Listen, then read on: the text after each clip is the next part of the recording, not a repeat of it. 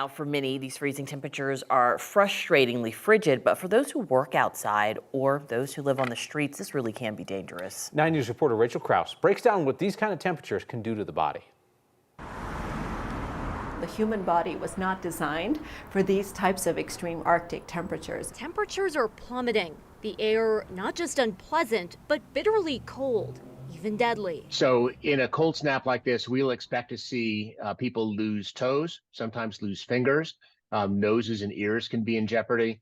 And hypothermia can be life-threatening. Every year we have a few, unfortunately, we have a few people freeze to death in Denver. Dr. Eric Lavonis, an emergency physician at Denver Health, says as freezing temperatures settle in, they're bracing for a busy weekend in the ER. He says this cold is dangerous, especially for those on the streets. It's very cold, the wind's going to be blowing, and it's very easy to become hypothermic or have frostbite.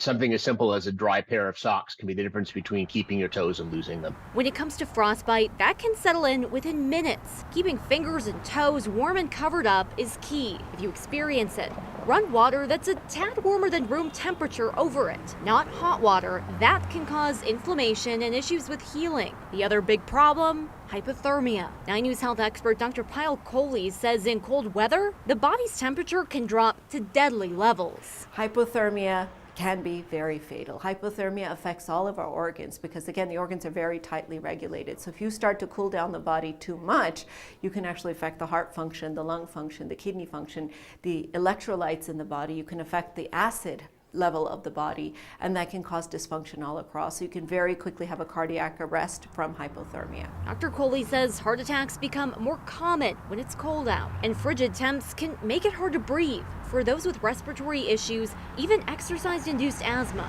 If you can, stay inside. If you can't, dress in layers and make sure those clothes are dry. And try and take breaks from the cold or seek shelter if you can. And look out for others. If someone needs help, call. We're here to help, but prevention is a lot better than cure. Now, yesterday, the governor issued a disaster declaration as this dangerously cold weather moves through the state. That allows the National Guard and the State Department of Emergency Management to help get involved. Now, take a look at your screen. The state has opened up warming shelters to help folks get through the next few days. They've got locations in Greeley, Fort Collins, Jefferson County, Thornton, and here in Denver. So if you or someone needs a warm place to go, they've got you covered. Yeah, when we say this weather can be dangerous, you really put it into perspective for us tonight, so we appreciate it. Please come inside and get warm.